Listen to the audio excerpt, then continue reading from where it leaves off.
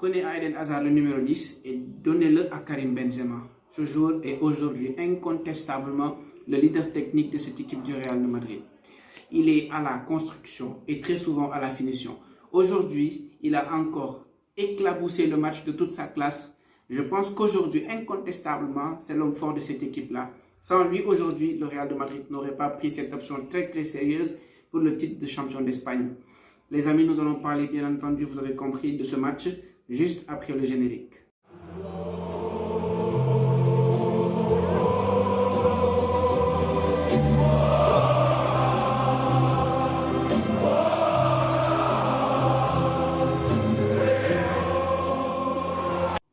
Zinedine Zidane débute ce match avec un 4-4-2. Je pense que mon avis il est clair sur la question. C'est un système de jeu que je ne préfère pas, que j'aime pas pour le Real de Madrid, parce que je juge que les profils qu'ils ont aujourd'hui, notamment avec la percussion et la vitesse d'un Vinicius, Zidane ne peut pas se permettre de jouer en 4-4-2 pour densifier son milieu de terrain.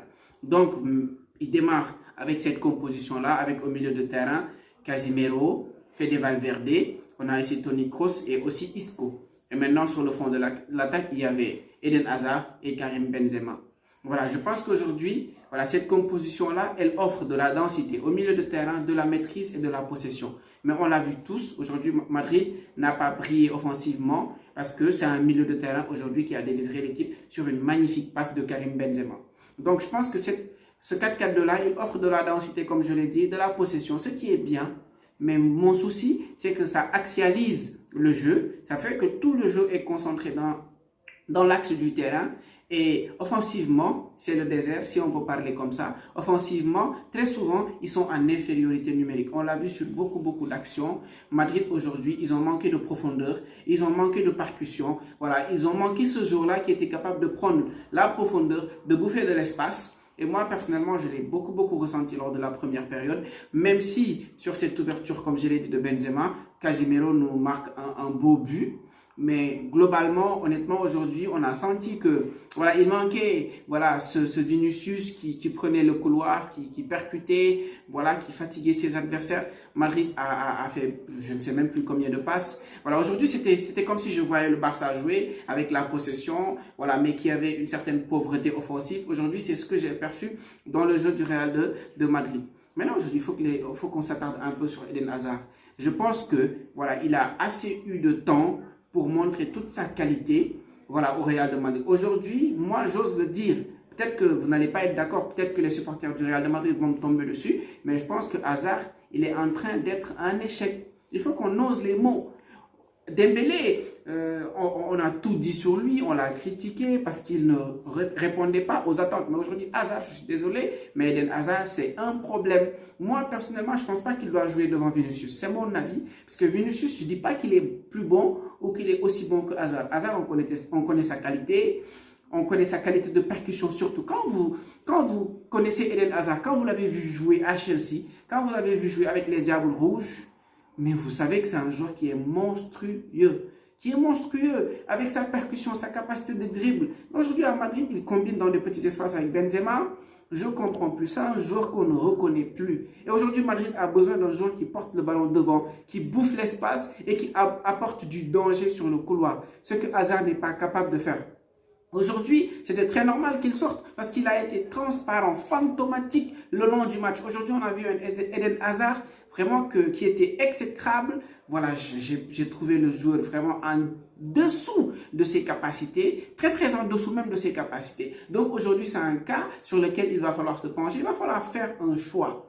Parce qu'on ne peut pas vouloir faire jouer tout le monde. Zidane, c'est ça son problème. Il veut que tout le monde joue et au final, c'est l'équipe qui en pâtit parce que l'équipe a des difficultés sur le plan offensif. Je viens de le dire précédemment. Aujourd'hui, Zidane voilà, avec son 4-4-2 là, il a privé son équipe de beaucoup de ballons offensifs parce qu'il n'y avait pas voilà, une supériorité numérique ou du moins il n'y avait pas beaucoup de joueurs sur le front de l'attaque parce que la grande partie de l'équipe était concentrée au milieu de terrain avec la possession. Oui, c'est bien, mais devant aussi, il faut marquer des buts. Et on connaît cette équipe pour avoir des joueurs qui sont rapides, qui peuvent apporter le surnombre, qui peuvent faire la différence. Donc, pourquoi vouloir forcément jouer avec ce 4-4-2-là? Moi, je pense que c'est une manière peut-être de permettre à Eden Hazard de rentrer dans ce moule-là. Parce qu'aujourd'hui, il faut le dire, il n'apporte pas grand-chose à cette équipe-là. Il faut faire le choix fort, le sortir pour jouer en 4-3-3.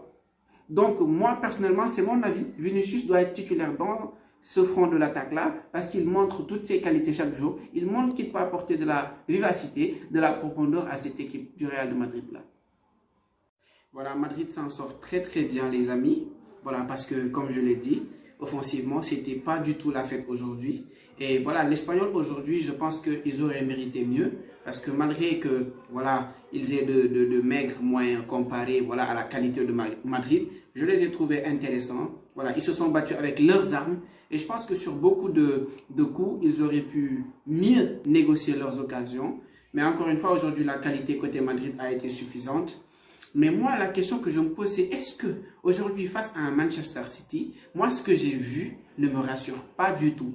Parce que j'ai vu une équipe, voilà, qui a la possession du ballon, mais en face aussi, il n'y avait pas une grande équipe qui pressait, voilà, qui fatiguait un peu les milieux de terrain du Real de Madrid. On les a vus. C'est une équipe qui tombe très vite en difficulté quand elle est mise sous pression.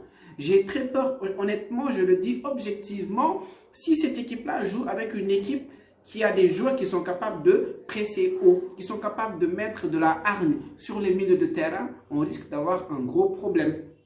Et offensivement, si Zidane s'entête à jouer comme ça, bah je vous dis, face à de grosses équipes, notamment face à Manchester City, parce que je pense qu'aujourd'hui, c'est l'une des plus grosses échéances qui attend cette équipe du Real de Madrid, ça ne va pas être du tout facile. Voilà, on sait que Madrid est capable, voilà, de sortir des prestations, voilà, lunaires, extraordinaires, tout ce que vous voulez. Mais moi, j'y crois absolument pas. Parce que cette équipe-là, il faut qu'elle joue avec ses forces. Si Madrid joue aujourd'hui avec ses forces, avec ce 4-3-3-là, même s'ils vont jouer City, je ne dis pas qu'ils vont gagner ce match, mais en tout cas, ils vont vendre cher leur peau et ce match va être très très difficile pour City. Parce qu'aujourd'hui, je pense que cette équipe est en train de gagner en confiance. Et je pense que c'est à Zidane maintenant de permettre à cette équipe de jouer avec ses qualités, avec ses forces. Je pense que ça pourrait vraiment être voilà, quelque chose de très positif, notamment en vue des échéances qui doivent venir en Ligue des Champions. Maintenant, aujourd'hui aussi, je vais m'attarder sur la prestation aussi de Fede Valverde, que je trouve très très moyen depuis le début de la reprise. Voilà, aujourd'hui encore, je ne sais pas qu'est-ce qui arrive à ce jour. Il ne presse plus, voilà, plus d'accélération comme on connaissait. Donc lui aussi, je pense que, voilà, on le voyait comme ce joueur qui était capable d'amener de la stabilité au milieu. Mais moi, je vois que Casemiro, c'est lui qui apporte cette stabilité-là toujours dans ce milieu de terrain. Il est dans les bons coups, dans les tacles, dans les pressings hauts, à la récupération, Fede Valverde. Voilà, aujourd'hui, je ne le reconnais plus. Voilà, j'ai peur que voilà, cette situation-là se prolonge. Et si cette situation se prolonge, ça risque d'être compliqué pour lui. Parce que le club sera obligé d'aller chercher un autre joueur. Parce que je pense que c'est un joueur sur lequel nous devons miser. Sur lequel le club doit miser. Parce qu'il a cette qualité-là. Il a cette capacité de presser. Cette capacité voilà, de presser mais aussi de se projeter. Mais jusque-là aussi, ça ne va pas. Marcelo. Tout le monde sait que j'adore ce joueur-là. Mes amis me le disent. Mais il faut le dire. Marcelo, ça ne va pas. Il est très juste physiquement. Très, très juste. Et aujourd'hui, il a perdu beaucoup de ballons. Et il a fait beaucoup d'erreurs techniques. Marcelo, attention. Tu risques de perdre ta place au profit de Mendy. Même si Mendy, moi, j'y crois pas. Pour moi, ce n'est pas un joueur qui doit jouer à Madrid. Parce qu'il n'a pas ces qualités-là. Il est défensif. Il sait tacler. Il sait récupérer des ballons. Mais il sait que faire ça. Madrid n'est pas une équipe qui défend. C'est une équipe qui joue. Ils ont besoin d'un latéral offensif. D'un latéral qui peut apporter le surnombre. D'un latéral qui peut porter des offensives. Ce que Mendy ne peut pas faire. Mais aujourd'hui, il faut admettre que Marcelo, ça ne va plus. Ça ne va plus et que Mendy, sûrement... Finalement, le Real Madrid fait l'essentiel en battant cette équipe de l'Espagnol. Voilà, et en même temps, ils prennent une option très très sérieuse pour le titre de champion d'Espagne cette saison. Moi, personnellement, je pense que le Barça ne devait pas perdre son dernier match. Je pense que c'est le match qu'il ne fallait pas perdre. Moi, personnellement, je pense que la saison elle est terminée. Mais après, comme on dit, les voies du foot sont impénétrables. Peut-être bien que Madrid fera un faux pas. Mais je ne le pense absolument pas. Je pense que c'est le Barça qui a beaucoup plus de problèmes à se faire. Donc je pense que cette saison, et c'est mon avis, les choses sont pliées. Je vois Madrid champion. Je vois très très mal comment Madrid va perdre cette avance-là. Je ne vois pas comment ça va se faire. Voilà, donc les amis, c'était le débrief voilà, du match espagnol de Barcelone, Real de Madrid. J'espère que la vidéo vous plaira. Mais surtout, j'attends vos avis en commentaire les amis. Donnez-moi vos avis, dites-moi ce que vous pensez. quelles sont les choses que l'on peut faire qui puissent améliorer la chaîne. Parce que ce n'est pas ma chaîne, c'est notre chaîne.